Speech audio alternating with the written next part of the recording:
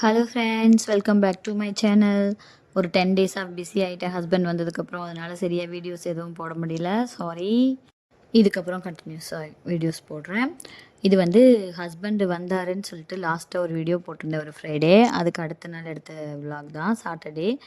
அன்றைக்கி வந்துட்டு திடீர் பிளானு. காலையில் தான் சொன்னார் என்கிட்டயே, நம்ம கேரளா போகலாம், மலம்புலாவில் இருக்க ஃபேண்டசி பார்க் போகலாம் அப்படிங்கிறது.